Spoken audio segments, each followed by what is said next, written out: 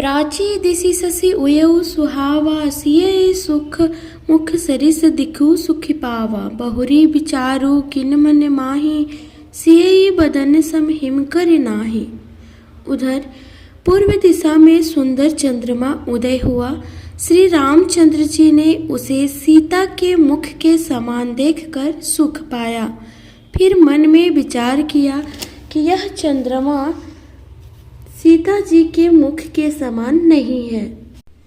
खारे समुद्र में तो इसका जन्म, फिर उसी समुद्र से उत्पन्न होने के कारण विष इसका भाई, दिन में यह मलिन शोभाहीन निस्तेज रहता है और कलंकी काले दाग से युक्त है। बेचारा गरीब चंद्रमा सीता जी के मुख की बराबरी कैसे पा सकता है। फिर यह घटता बढ़ता है और वीरहीनी स्त्रियों को दुख देने वाला है। राहु अपनी संधि में पाकर इसे ग्रस लेता है। चकवे को चकवी के वियोग का शोक देने वाला और कमल का बैरी उसे मुरझा देने वाला है। हे चंद्रमा, तुझ में बहुत से अवगुण है जो सीता जी में नहीं है, अतः जानकी जी के मुख की तुझे उपमा देने में बड़ा अनुचित कर्म करने का दोष लगेगा। इस प्रकार चंद्रमा के बहाने सीता जी के मुख की छवि का वर्णन करके बड़ी रात हो गई जान वे गुरु जी के पास चले। मुनि के चरण कमलों में प्रणाम करके आज्ञा पाकर उन्होंने विश्राम किया।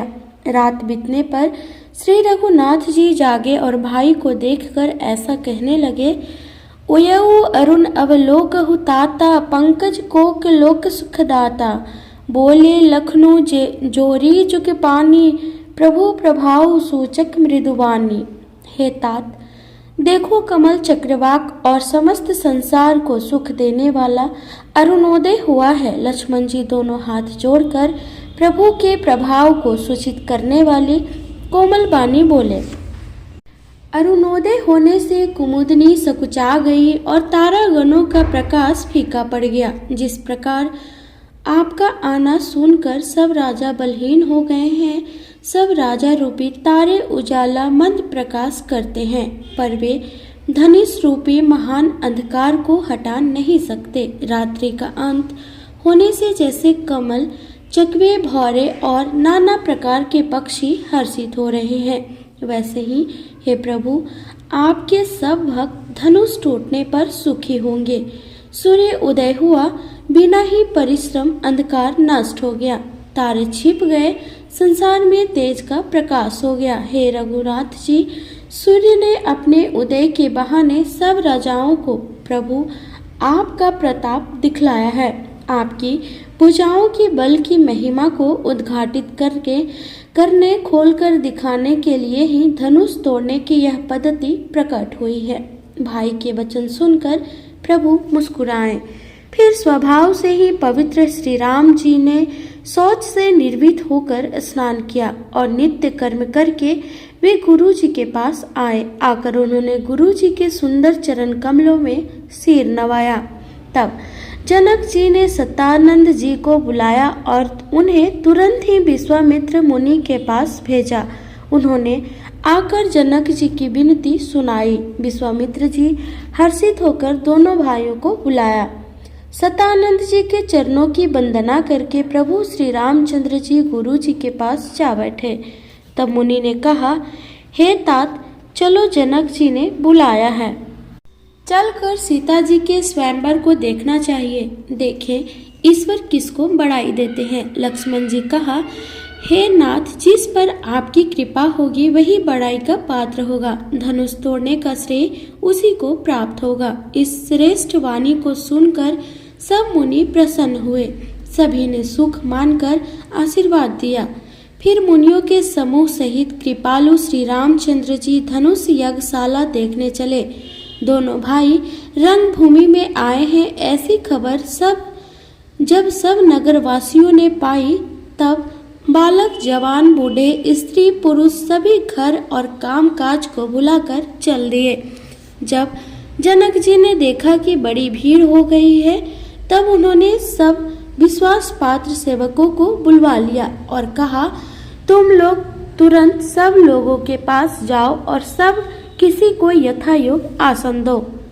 उन सेवकों ने कोमल और नम्र वचन कहकर उत्तम, मध्यम, नीच और लघु सभी श्रेणी के स्त्री पुरुषों को अपने अपने योग्य स्थान पर बैठाया। उसी समय राजकुमार राम और लक्ष्मण वहां आए। वे ऐसे सुंदर हैं मानो साक्षात मनोहरता ही उनके शरीरों पर छा रही हो। सुंदर सांवला और गोरा उनका शरीर है। गुणों के समुद्र, चतुर और उत्तम वीर हैं। वे राजाओं के समाज में ऐसे सुशोभित हो रहे हैं मानो तारागणों के बीच दो पूर्ण चंद्रमा हो। जिनकी जैसी भावना थी, प्रभु की मूर्ति उन्होंने वैसी ही देखी। महान रणधीर राजा लोग श्री रामचंद्र जी के रूप को ऐसे देख रहे हैं मानो स्वयं वीर रस शरीर धारण किए हुए हो। कुटिल राजा प्रभु को देखकर डर गए, मानो बड़ी भयानक मूर्ति हो। छल से जो राक्षस वहां राजाओं के वेश में बैठे थे, उन्होंने प्रभु को प्रत्यक्ष काल के समान देखा। नगर निवासियों ने दोनों भाइयों को मनुष्यों के भूषण रूप और नेत्रों को सुख देने वाला देखा। स्त्रियां हृदय में हर्षित होकर अपनी अपनी रुचि के अनुसार उन्हें देख रही हैं, मानो श्रृंगार रस ही परम अनुपम मूर्ति धारण किए हुए सुशोभित हो रहा हो। विद्वानों को प्रभु विराट रूप में दिखाई दिए, जिसके बहुत से मुंह, हाथ, पैर, नेत्र और सिर हैं। जनक जी के सजातीय कुटुंबी प्रभु को किस तरह कैसे प्रिय रूप में देख रहे हैं, जैसे सगे सज्जन संबंधी प्रिय लगते हैं। जनक समेत रानियां उन्हें अनेक बच्चे के समान देख रही हैं। उनकी प्रीति का वर्णन नहीं किया जा सकता। योगियों को वे शांत, शुद्ध, सम और स्वतः प्रकाश परम तत्व के रूप में देखे। हरि भक्तों ने दोनों भाइयों को सब सुखों के देने वाले इष्ट देव के समान देखा। सीता जी जिस भाव से श्री रामचंद्र जी को देख रही है, वह स्नेह और सुख तो कहने में ही नहीं आता। उस स्नेह और सुख को का वे हृदय में अनुभव कर रही है, पर वे भी उसे कह नहीं सकती। फिर कोई कभी उसे किस प्रकार कह सकता है? इस प्रकार जिसका जैसा भाव था, उसने कौशलाधीश श्री रामचंद्र जी को वैसा ही देखा। सुंदर, सांवले और गोरे शरीर वाले तथा विश्व भर के नेत्रों को चुराने वाले कौशलाधीश के कुमार राज समाज में इस प्रकार सुशोभित हो रहे हैं। दोनों मूर्तियां स्वभाव से ही बिना किसी बनाव श्रृंगार के मन को हरने वाली है। करोड़ों कामदेवों की उपमा भी उनके लिए तुच्छ है। उनके सुंदर मुख शरद पूर्णिमा के चंद्रमा की भी निंदा करने वाले, यानी उसे नीचा दिखाने वाले हैं, और कमल के समान नेत्र मन को बहुत ही भाते हैं। सुंदर चितवन सारे संसार के मन को हरने वाले कामदेव के भी मन को हरने वाली है। वह हृदय को बहुत ही प्यारी लगती है, पर उसका वर्णन नहीं किया जा सकता। सुंदर गाल है, कानों में चंचल झूमते हुए कुंडल हैं, थोड़ी और उधर अधर ओठ सुंदर है, कोमल वाणी है। हंसी चंद्रमा की किरणों का तिरस्कार करने वाली है, भौवें टेढ़ी और नासिका मनोहर है। ऊंचे चौड़े ललाट पर तिलक झलक रहे हैं, यानी दीप्तिमान हो रहे हैं। काले घुंघराले बालों को देखकर भौरों की पंक्तियां भी लजा जाती है। पीली चौकोनी टोपियां सिरों पर सुशोभित है, जिनके बीच बीच में फूलों की कलियां बनाई यानी काढ़ी हुई है। शंख के समान सुंदर गोल गले में मनोहर 3 रेखाएं हैं, जो मानो तीनों लोकों की सुंदरता की सीमा को बता रही हैं। हृदयों पर गजमुक्ताओं के सुंदर कंठे और तुलसी की मालाएं सुशोभित है। उनके कंधे बैलों के कंधे की तरह ऊंचे तथा पुष्ट हैं। एड़ यानी खड़े होने की शान सिंह की सी है, और भुजाएं विशाल और बल की भंडार है। कमर में तरकस और पीताम्बर बांधे हैं। दाहिने हाथों में बाण और बाएं सुंदर कंधों पर धनुष तथा पीले यज्ञोपवीत जनेऊ सुशोभित है। नख से लेकर शिखा तक सब अंग सुंदर है। उन पर महान शोभा छाई हुई है। उन्हें देखकर सब लोग सुखी हुए। नेत्र एकटक निमेष शून्य है और तारे पुतलियां भी नहीं चलते। जनक जी दोनों भाइयों को देखकर हर्षित हुए। तब उन्होंने जाकर मुनि के चरण कमल पकड़ लिए, विनती करके अपनी कथा सुनाई और मुनि को सारी रंगभूमि यानी यज्ञशाला दिखलाई। मुनि के साथ दोनों श्रेष्ठ राजकुमार जहाँ जहाँ जाते हैं वहाँ वहाँ सब कोई आश्चर्यचकित हो देखने लगते हैं। सबने राम जी की अपनी अपनी ओर ही मुख किए हुए देखा, परंतु इसका कुछ भी विशेष रहस्य कोई नहीं जान सका। मुनि ने राजा से कहा, रंगभूमि की रचना बड़ी सुंदर है। विश्वामित्र जैसे निःस्पृह विरक्त और ज्ञानी मुनि से रचना की प्रशंसा सुनकर राजा प्रसन्न हुए और उन्हें बड़ा सुख मिला। सब मंचों से एक मंच अधिक सुंदर, उज्जवल और विशाल था। स्वयं राजा ने मुनि सहित दोनों भाइयों को उस पर बैठाया।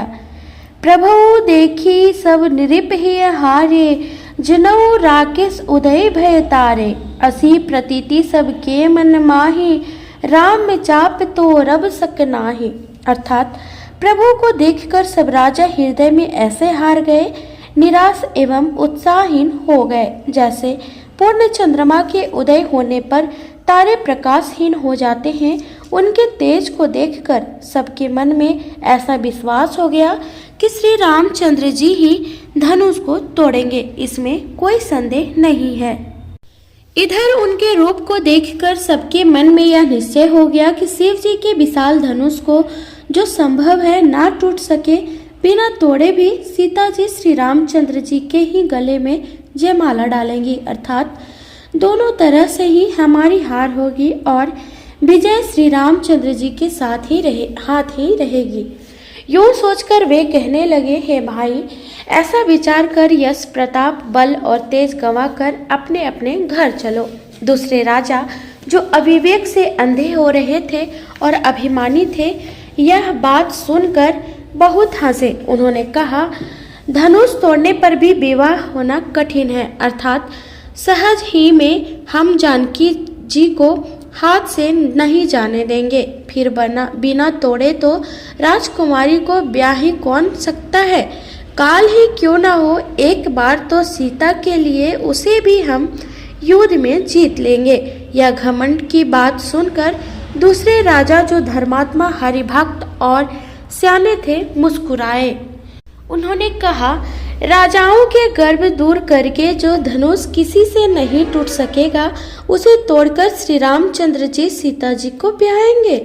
रही युद्ध की बात, सो महाराज दशरथ के रण में बाके पुत्रों को युद्ध में तो जीत ही कौन सकता है। गाल बजाकर व्यर्थी मत करो, मन के लड्डुओं से भी कहीं भूख बुझती है।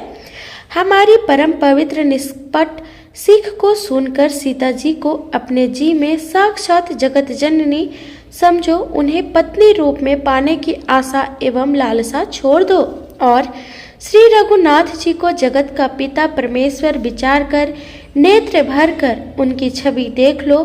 ऐसा अवसर बार बार नहीं मिलेगा। सुंदर सुख देने वाले और समस्त गुणों की राशि ये दोनों भाई शिव जी के हृदय में बसने वाले हैं।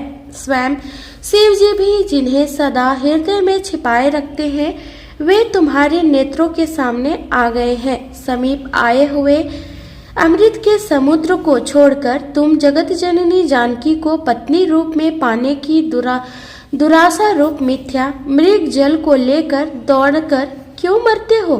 फिर भाई, जिसको जो अच्छा लगे वही जाकर करो। हमने तो श्री रामचंद्र जी के दर्शन करके आज जन्म लेने का फल पा लिया, जीवन और जन्म को सफल कर लिया।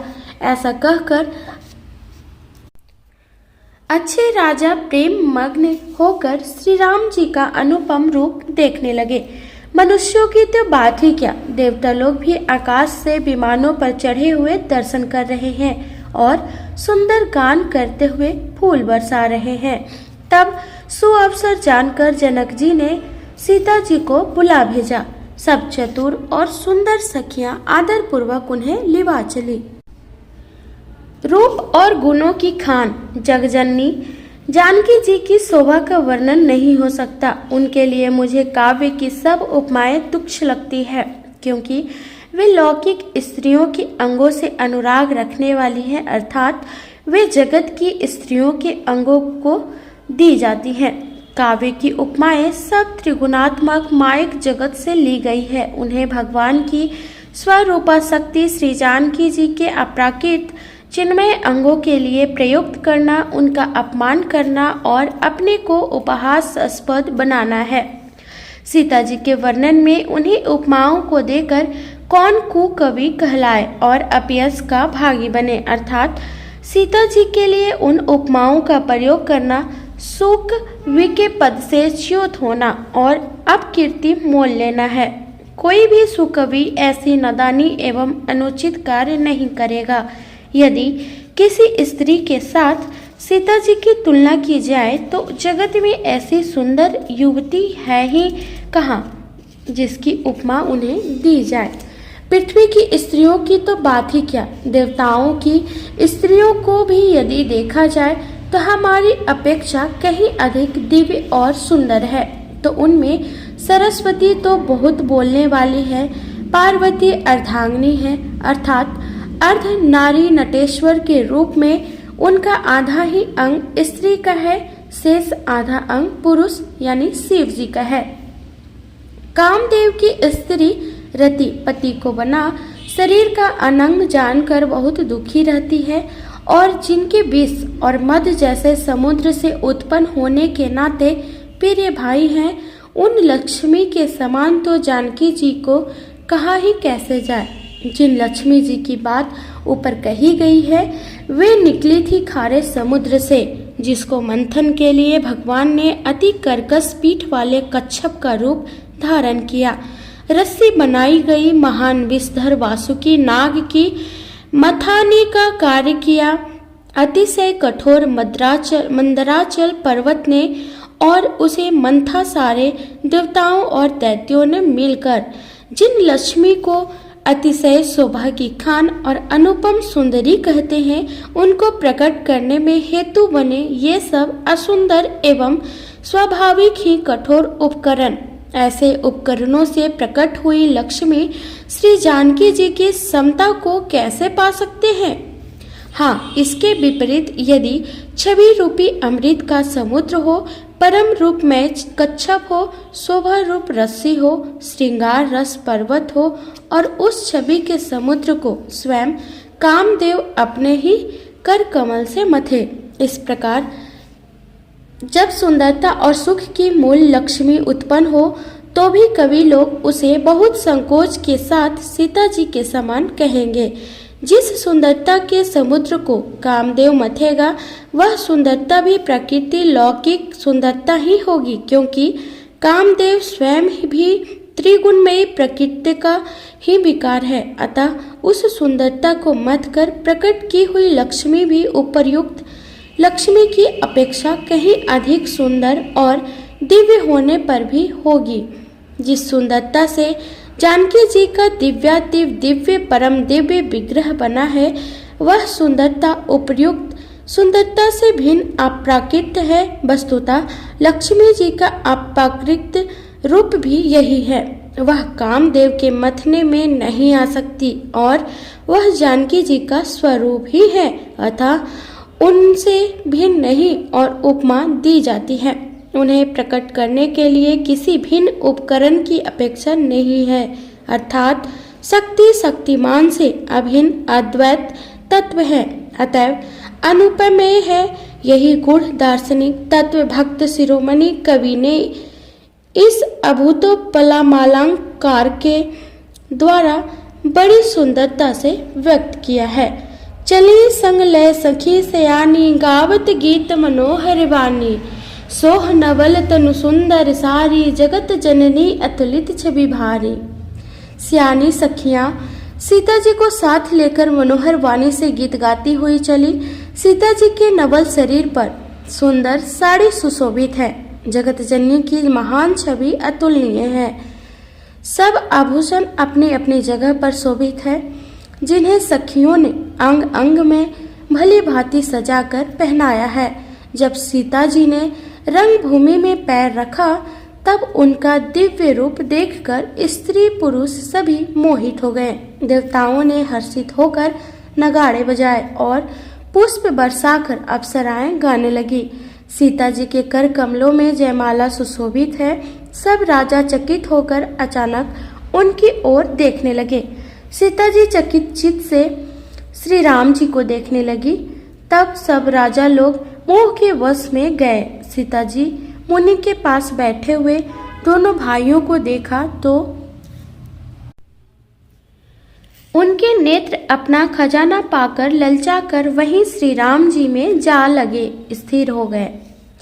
परंतु गुरुजनों की लाज से तथा बहुत बड़े समाज को देखकर सीता जी सकुचा गई।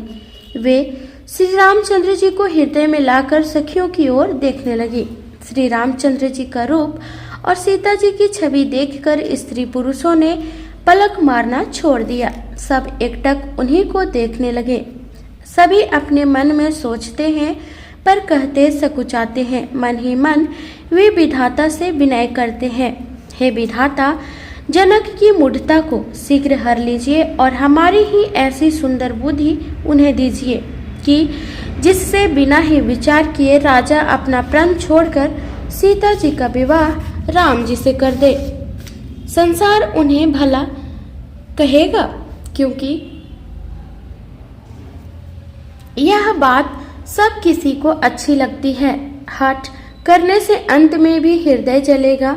सब लोग इसी लालसा में मग्न हो रहे हैं कि जानकी जी के योग्य वर तो यह सांवला ही है। तब राजा जनक ने बंदी जनों भाटों को बुलाया। वे बिरुदावली वंश की कीर्ति गाते हुए चले आए। राजा ने कहा, जाकर मेरा प्रण सबसे कहो। भाट चले।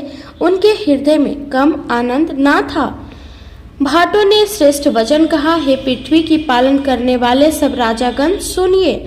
हम अपनी भुजा उठाकर जनक जी का विशाल प्रण कहते हैं। राजाओं की भुजाओं का बल चंद्रमा है, शिव जी का धनुष राहु है, वह भारी है, कठोर है, यह सबको विदित है।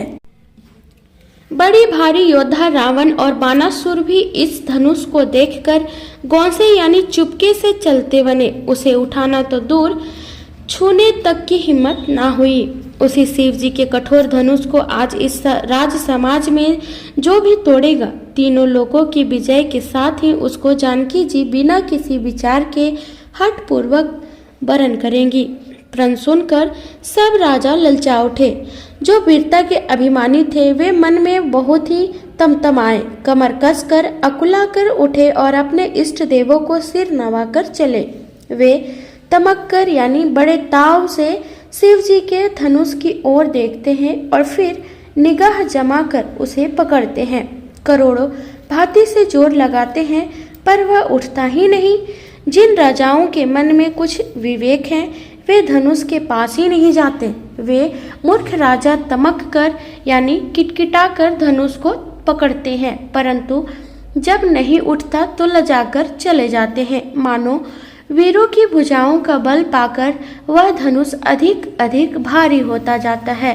तब 10,000 राजा एक ही बार धनुष को उठाने लगे तो भी वह उनके टाले नहीं टलता। शिव जी का वह धनुष कैसे नहीं टिकता था, जैसे कामी पुरुष के वचनों से सती का मन कभी चलायमान नहीं होता। सब राजा उपहास के योग्य हो गए, जैसे वैराग्य के बिना सन्यासी उपहास के योग्य हो जाता है। कीर्ति, विजय, बड़ी वीरता, इन सब को वे धनुष के हाथों बरबस हार कर चले गए। राजा लोग हृदय से हार कर श्रीहीन हतप्रभ हो गए और अपने अपने समाज में जा बैठे। राजाओं को असफल देखकर जनक अकुला उठे और ऐसे वचन बोले जो मानो क्रोध में सने हुए थे। मैंने जो प्रण ठाना था उसे सुनकर द्वीप द्वीप के अनेकों राजा आए। देवता और दैत्य भी मनुष्य का शरीर धारण करके आए और भी बहुत से रणधीर वीर आए, परंतु धनुष को तोड़कर मनोहर कन्या, बड़ी विजय और अत्यंत सुंदर कीर्ति को पाने वाले मानो ब्रह्मा ने किसी को रचा ही नहीं। कहिए यह लाभ किसको अच्छा नहीं लगता, परंतु किसी ने भी शंकर जी का धनुष नहीं चढ़ाया। अरे भाई, चढ़ाना और तोड़ना तो दूर रहा, कोई तिल भर भूमि भी छुड़ा न सका। अब कोई वीरता का अभिमानी नाराज ना हो। मैंने जान लिया, पृथ्वी वीरों से खाली हो गई। अब आशा छोड़कर अपने अपने घर जाओ। ब्रह्मा ने सीता का विवाह लिखा ही नहीं। यदि प्रण छोड़ता हूँ तो पुण्य जाता है, इसलिए क्या करूँ, कन्याकुमारी ही रहे। यदि मैं जानता कि पृथ्वी वीरों से शून्य है तो प्रण करके उपहास का पात्र कभी न बनता। जनक के वचन सुनकर सभी स्त्री पुरुष जानकी जी को देखकर दुखी हुए, परंतु लक्ष्मण जी तमतमा उठे। उनकी भौवें टेढ़ी हो गई, होठ फड़कने लगे और नेत्र क्रोध में लाल हो गए। श्री रघुवीर जी के डर से कुछ कह तो नहीं सकते, पर जनक के वचन उन्हें बांध से लगे। जब न रह सके तब श्री रामचंद्र जी के चरण कमलों में सिर नवाकर वे यथार्थ वचन बोले। रघुवंशियों में कोई भी जहाँ होता है उस समाज में ऐसे वचन कोई नहीं कहता जैसे अनुचित वचन रघुकुल शिरोमणि श्री राम जी को उपस्थित जानते हुए भी जनक जी कहे हैं। हे सूर्य कुल रूपी कमल के सूर्य, सुनिए, मैं स्वभाव से ही कहता हूँ, कुछ अभिमान करके नहीं। यदि आपकी आज्ञा पाऊँ तो मैं ब्रह्मांड को गेंद की तरह उठा लूँ और उसे कच्चे घड़े की तरह फोड़ डालूँ। मैं सुमेरु पर्वत को मुल्ली की तरह तोड़ सकता हूँ। हे भगवान, आपकी प्रताप की महिमा से यह बेचारा पुराना धनुष तो कौन चीज है। ऐसा जानकर हे नाथ, आज्ञा हो तो कुछ खेल करूं, उसे भी देखिए। धनुष को कमल की डंडी की तरह चढ़ाकर उसे 100 योजन तक दौड़ा लिए चला जाऊं। हे नाथ, आपके प्रताप के बल से धनुष को कुकुरमुत्ते यानी बरसाती छत्ते की तरह तोड़ दूं। यदि ऐसा न करूं तो प्रभु के चरणों की शपथ है, मैं धनुष और तरकस को कभी हाथ में नहीं लूंगा। जो ही लक्ष्मण जी क्रोध भरे वचन बोले कि पृथ्वी डगमगा उठी और दिशाओं के हाथी कांप गए। सभी लोग और सब राजा डर गए। सीता जी के हृदय में हर्ष हुआ और जनक जी सकुचा गए। गुरु विश्वामित्र जी, श्री रघुनाथ जी और सब मुनि मन में प्रसन्न हुए और बार बार पुलकित होने लगे। श्री रामचंद्र जी ने इस इशारे से लक्ष्मण को मना किया और प्रेम सहित अपने पास बैठा लिया। विश्वामित्र जी शुभ समय जानकर अत्यंत प्रेम भरी वाणी बोले, हे राम, उठो, शिव जी का धनुष तोड़ो और हे तात, जनक का संताप मिटाओ। गुरु के वचन सुनकर श्री राम जी चरणों में सिर नवाए। उनके मन में न हर्ष हुआ न विषाद और वे अपनी एड़ यानी खड़े होने की शान से जवान सिंह को भी लजाते हुए सहज स्वभाव से ही उठ खड़े हुए। मंच रूपी उद्याचल पर श्री रघुनाथ जी रूपी बाल सूर्य के उदय होते ही सब संत रूपी कमल खिल उठे और नेत्र रूपी भौरे हर्षित हो गए। राजाओं की आशा रूपी रात्रि नष्ट हो गई। उनके वचन रूपी तारों के समूह का चमकना बंद हो गया। वे मौन हो गए। अभिमानी राजा रूपी कुमुद संकुचित हो गए और कपटी राजा रूपी उल्लू छिप गए। मुनि और देवता रूपी चकवे शोक रहित हो गए। वे फूल बरसाकर अपनी सेवा प्रकट कर रहे हैं। प्रेम सहित गुरु के चरणों की वंदना करके श्री रामचंद्र जी ने मुनियों से आज्ञा मांगी। समस्त जगत के स्वामी श्री रामचंद्र जी सुंदर मतवाले श्रेष्ठ हाथी की सी चाल से स्वाभाविक ही चले। श्री रामचंद्र जी के चलते ही नगर भर के सब स्त्री पुरुष सुखी हो गए और उनके शरीर रोमांच से भर गए।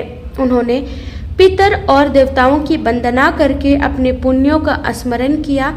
यदि हमारे पुण्यों का कुछ भी प्रभाव हो तो हे गणेश गोसाई, रामचंद्र जी शिव जी के धनुष कमल की डंडी की भांति तोड़ डाले। श्री रामचंद्र जी को प्रेम के साथ देखकर और सखियों को समीप बुलाकर सीता जी का माता स्नेहवश बिलख कर बिलाप करती हुई सी ये वचन बोली। सखी सब कौतुक देख निहारे, जेऊ कहावत हितु हमारे, कऊ न बुझाऊ कहऊ गुर पाही, ऐ बालक असिहट भल नाही। हे सखी, ये जो हमारे हितु कहलाते हैं वे भी सब तमाशा देखने वाले हैं। कोई भी इनके गुरु विश्वामित्र जी को समझाकर नहीं कहता कि ये राम जी बालक हैं। इनके लिए ऐसा हठ अच्छा नहीं।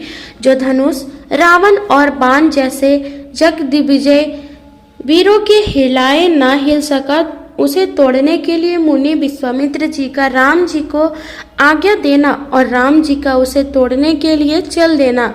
रानी को हट जान पड़ा, इसलिए वे कहने लगी कि गुरु विश्वामित्र जी को कोई समझाता भी नहीं।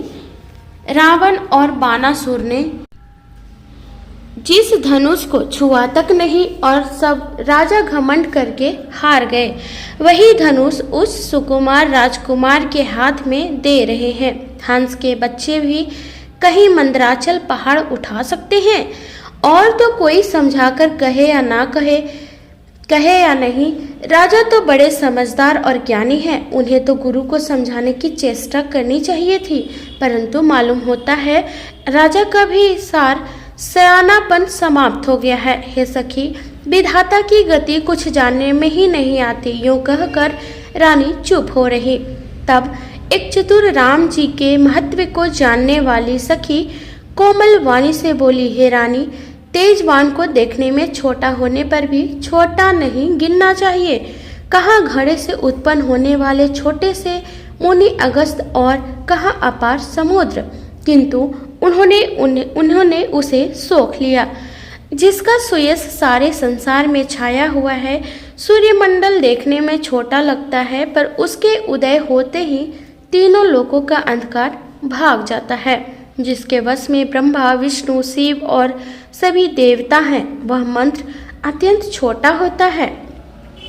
महान मतवाले गजराज को छोटा सा अंकुश वश में कर लेता है। कामदेव ने फूलों का ही धनुष बाण लेकर समस्त लोगों को अपने वश में कर रखा है। हे देवी, ऐसा जानकर संदेह त्याग दीजिए। हे रानी, सुनिए, श्री रामचंद्र जी को धनुष को अवश्य ही तोड़ेंगे। सखी के वचन सुनकर रानी को यानी श्री राम जी के सामर्थ्य के संबंध में विश्वास हो गया। उनकी उदासी मिट गई और श्री राम जी के प्रति उनका प्रेम अत्यंत बढ़ गया। उस समय श्री रामचंद्र जी को देखकर सीता जी भयभीत हृदय से जिस तिस देवता से विनती कर रही हैं, वे व्याकुल होकर मन ही मन मना रही हैं। हे महेश भवानी, मुझ पर प्रसन्न होइए। मैंने आपकी जो सेवा की है उसे सुफल कीजिए और मुझ पर स्नेह करके धनुष के भारीपन को हर लीजिए। हे गणों के नायक, वर देने वाले देवता गणेश जी, मैंने आज ही के लिए तुम्हारी सेवा की थी। बार बार मेरी विनती सुनकर धनुष का भारीपन बहुत ही कम कर दीजिए। श्री रघुनाथ जी की ओर देख देख कर सीता जी धीरज धर कर देवताओं को मना रही हैं। उनके नेत्रों में प्रेम के आंसू भरे हैं और शरीर में रोमांच हो रहा है। अच्छी तरह नेत्र भरकर श्री राम जी की शोभा देखकर फिर पिता के प्रण का स्मरण करके सीता जी का मन क्षुब्ध हो उठा। वे मन ही मन कहने लगी, आहो, पिताजी ने बड़ा ही कठिन हठ ठाना है। वे लाभ हानि कुछ भी नहीं समझ रहे हैं। मंत्री डर रहे हैं, इसलिए कोई उन्हें सीख भी नहीं देता। पंडितों की सभा में यह बड़ा अनुचित हो रहा है। कहाँ तो ब्रज से भी बढ़कर कठोर धनुष और कहाँ ये कोमल शरीर किशोर श्याम सुंदर। हे विधाता, मैंने हृदय में किस तरह धीरज करूं? सिर से फूल के कण से कहीं हीरा छेदा हो जाता है। सारी सभा की बुद्धि भोली यानी बावली हो गई है। अतः हे शिव जी के धनुष, अब तो मुझे तुम्हारा ही आसरा है। तुम अपनी जड़ता लोगों पर डालकर श्री रघुनाथ जी के सुकुमार शरीर को देखकर उतने ही हल्के हो जाओ। इस प्रकार सीता जी के मन में बड़ा ही संताप हो रहा है। निमेष का एक लव यानी अंश भी 100 युगों के समान बीत रहा है। प्रभु श्री रामचंद्र जी को देखकर फिर प्रभु की ओर देखती हुई सीता जी के चंचल नेत्र इस प्रकार शोभित हो रहे हैं मानो चंद्रमंडल रूपी डोल में कामदेव की 2 मछलियां खेल रही हो। सीता जी के वाणी रूपी भ्रमरी को उनके मुख रूपी कमल ने रोक रखा है। लाज रूपी रात्रि को देखकर वह प्रकट नहीं हो रही है। नेत्रों का जल नेत्रों के कोने में ही रह जाता है, जैसे बड़े भारी कंजूस का सोना कोने में ही गड़ा रह जाता है। अपनी बढ़ी हुई व्याकुलता जानकर सीता जी सकुचा गई और धीरज धरकर हृदय में विश्वास ले आई कि यदि तन मन और वचन से मेरा प्रण सच्चा है और श्री रघुनाथ जी के चरण कमलों में मेरा चित्त वास्तव में अनुरक्त है, तो सबके हृदय में निवास करने वाले भगवान मुझे रघुश्रेष्ठ श्री रामचंद्र जी की दासी अवश्य बनाएंगे। जिसका जिस पर सच्चा संदेह होता है वह उसे मिलता ही है, इसमें कुछ भी संदेह नहीं है। प्रभु की ओर देखकर सीता जी ने शरीर के द्वारा प्रेम ठान लिया, अर्थात यह निश्चय कर लिया कि यह शरीर इन्हीं का होकर रहेगा, यह रहेगा ही नहीं। कृपा निधान श्री राम जी सब जान गए। उन्होंने सीता जी को देखकर धनुष की ओर कैसे ताका, जैसे गरुड़ जी छोटे से सांप की ओर देखते हैं। इधर जब लक्ष्मण जी देखा कि रघुकुल मणि श्री रामचंद्र जी ने शिव जी के धनुष की ओर ताका है, तो वे शरीर से पुलकित हो ब्रह्मांड को चरणों से दबाकर निम्नलिखित वचन बोले। दिशि कुंज रहु कमठ अहि कोला, धरहु धरनी धीर धीर न डोला। राम चहई शंकर धनु तोरा, हऊ सजग सुनि आय सुमोरा। हे दिग्गजो, हे कच्छप, हे शेष, हे वरा, धीरज धर कर पृथ्वी को थामे रहो, जिसमें यह हिलने न पावे। श्री रामचंद्र जी शिव जी के धनुष तोड़ना चाहते हैं। मेरी आज्ञा सुनकर सब सावधान हो जाओ। श्री रामचंद्र जी जब धनुष के समीप आए, तब सब स्त्री पुरुषों ने देवताओं और पुण्यों को मनाया। सबका संदेह और अज्ञान, नीच राजाओं का अभिमान, परशुराम जी के गर्व की गुरुरता, देवता और श्रेष्ठ मुनियों की कातरता यानी भय, सीता जी का सोच, जनक का पश्चाताप और रानियों के दारुण दुख का दावानल, ये सब शिव जी के धनुष रूपी बड़े जहाज को पाकर समाज बनाकर उस पर जा बैठे। ये श्री रामचंद्र जी की भुजाओं के बल रूपी अपार समुद्र के पार जाना चाहते हैं, परंतु कोई केवट नहीं। श्री राम जी ने सब लोगों की ओर देखा और उन्हें चित्र में लिखे हुए से देखकर फिर कृपाधाम श्री राम जी ने सीता जी की ओर देखा और उन्हें विशेष व्याकुल जाना। उन्होंने जानकी जी को बहुत ही विकल देखा। उनका एक एक क्षण कल्प के समान बीत रहा था। यदि प्यासा आदमी पानी के बिना शरीर छोड़ दे तो उसके मर जाने पर अमृत का तालाब भी क्या करेगा। सारी खेती के सूख जाने पर वर्षा किस काम की। समय बीत जाने पर फिर पछताने से क्या लाभ। जी में ऐसा समझकर श्री राम जी जानकी जी की ओर देखा और उनका विशेष प्रेम लेख कर वे पुलकित हो गए। देखकर वो पुलकित हो गए। मन ही मन उन्होंने गुरु को प्रणाम किया और बड़ी फुर्ती से धनुष को उठा लिया।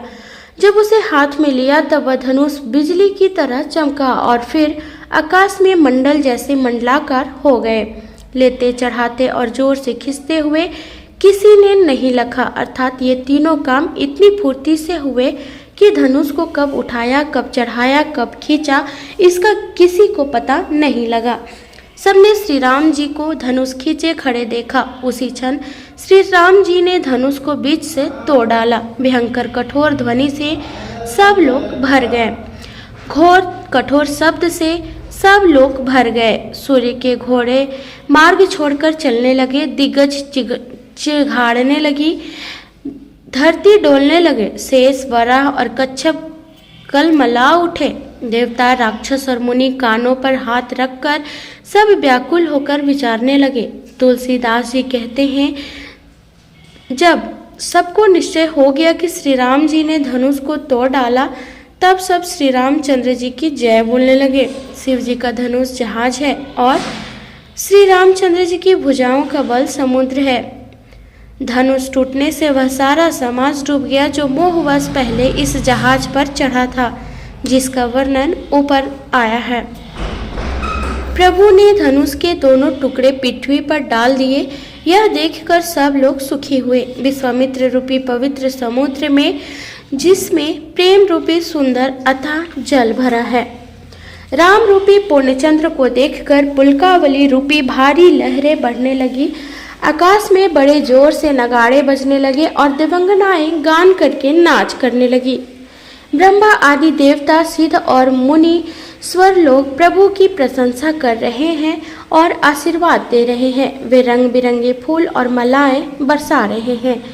किन्नर लोग रसीले गीत गा रहे हैं। सारे ब्रह्मांड में जय जयकार की ध्वनि छा गई, जिसमें धनुष टूटने की ध्वनि जान ही नहीं पड़ती। जहाँ तहाँ स्त्री पुरुष प्रसन्न होकर कह रहे हैं कि श्री रामचंद्र जी ने शिव जी के भारी धनुष को तोड़ डाला।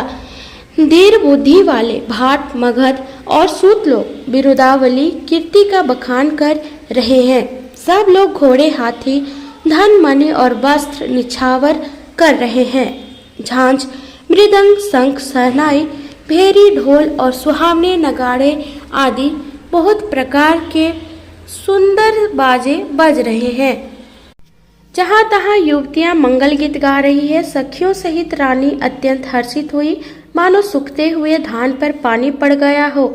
जनक जी ने सोच त्याग कर सुख प्राप्त किया, मानो तैरते तैरते थके हुए पुरुष ने था पा ली हो। धनुष टूट जाने पर राजा लोग ऐसे श्रीहीन निस्तेज हो गए, जैसे दिन में दीपक की शोभा जाती रहती है। सीता जी का सुख किस प्रकार वर्णन किया जाए, जैसे चाँद की स्वाति का जल पा गई हो। आगे की कथा हम अगली वीडियो में कहेंगे। तो अगर आप मेरे चैनल पर नए हैं तो प्लीज़ सब्सक्राइब कर लें। धन्यवाद।